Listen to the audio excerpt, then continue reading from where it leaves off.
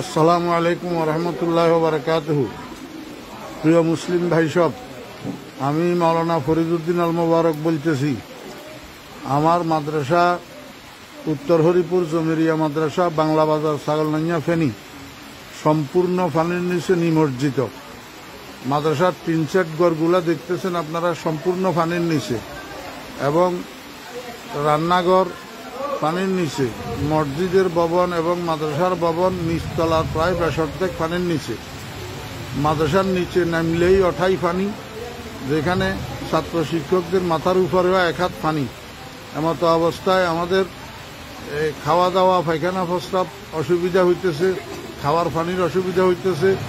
আপনারা দেখেন, এই শতাধিক ছাত্র শিক্ষক মাদ্রাসায় পানিবন্দী হইয়া রয়েছে। এই অবস্থায় হৃদয়বান মুসলমান ভাইদের এবং বিভিন্ন স্বেচ্ছাসেবক সংগঠনগুলোর কাছে আবেদন, আপনারা মেহরবানি করি এখান থেকে আমার ছাত্র শিক্ষকদেরকে উদ্ধার করেন।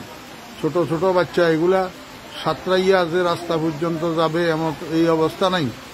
এমত অবস্থা আপনাদের কাছে বিনীত অনুরোধ, আপনারা যেখানে আছেন আমার এই ছোট ছোট ছাত্র শিক্ষকদের দিকে একটু সাহায্যের হাত বাড়ান, একটু তাড়াতাড়ি এখান থেকে আমাদেরকে উদ্ধার করার চেষ্টা করেন। আল্লাহ পাক আমাদের সবাইকে হেফাজত করেন। আসসালামু আলাইকুম ওয়া রাহমাতুল্লাহ।